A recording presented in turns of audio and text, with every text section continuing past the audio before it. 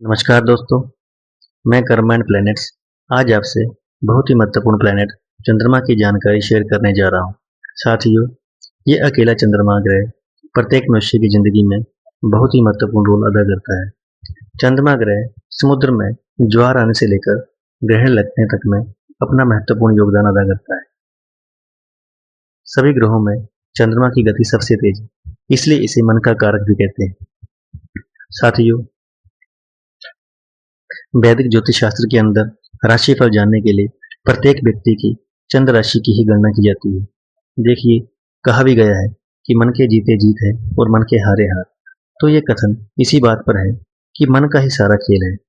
इस जीवन पर सबसे बड़े ज्ञान भंडार, मेरा मतलब श्री भगवत गीता में भी स्वयं भगवान श्री हरि जी ने भी बताया है कि मन की एकाग्रता ही समग्र ज्ञान है। इसके अलावा जो कुछ भी है उसको आप अज्ञान मान लो। भगवान ने बार बार पूरी गीता में मन को जीतने पर ही बल दिया है। मन का कारक आपका चंद्रमा यदि खराब हो जाए या कर लिया जाए तो कोई भी शक्तिशाली, अमीर, यशस्वी ही क्यों ना हो, वो किसी दूसरे से ना हारे परंतु खुद अपने से ही हारता रहेगा। और यदि चंद्रमा सही है तो ये किसी भी सिचुएशन में व्यक्ति को हारने नहीं देगा, उसको आगे बढ़ने में प्रोत्साहित करेगा। हमारी जिंदगी में रोजमर्रा में आप देखेंगे कि कितने ही बड़े बड़े स्टार, एक्टर या अन्य बड़े उद्योगपति जिनके पास हर शय उनके इशारे पर उपलब्ध रहती है, फिर भी वो अंदर से अतृप्त रहते हैं और कितने ही ना जाने आप देखेंगे कि सुसाइड कर लेते हैं, डिप्रेस हो जाते हैं। कारण सबका एक ही है, चंद्र बल नहीं मिलता उनको। विल पावर जिसे कहते हैं, ना टूटने की शक्ति, वो मन ही है। यदि तंत्र की बात की जाए तो जिनका मन कमजोर होता है उनको तंत्र एकदम से हानि पहुंचा देता है। या यदि आज कोई किसी पर भी तंत्र कर दे तो ये याद रखिए कि अभी हो सकता है कि उस पर असर ना हो, क्योंकि अभी कोई और महादशा होगी।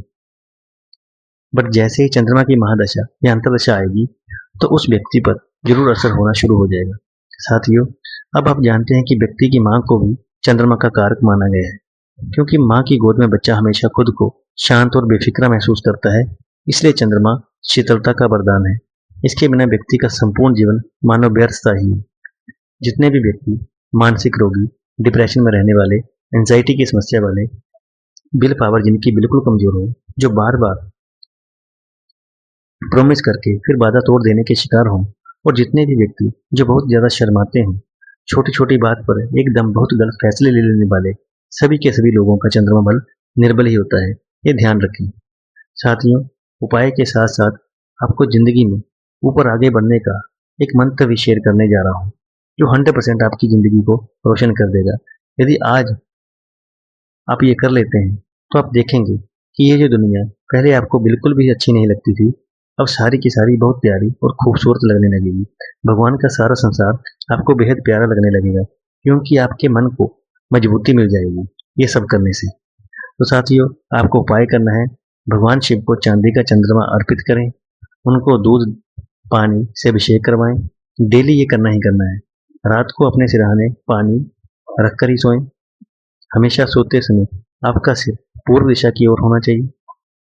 रात को मैक्सिमम 10:15 तक सो ही जाएं, क्योंकि यदि चंद्रमा निर्भर मनुष्य रात को 10:15 से लेट हो जाता है तो ये समझ लीजिए कि वो फिर बिस्तर से लड़ाई ही करता रहेगा, सो नहीं पाएगा, क्योंकि फिर राहु उसको सोने नहीं देगा। खराब चंद्रमा राहु का साथ देता है, ये जान लें आप ध्यान से।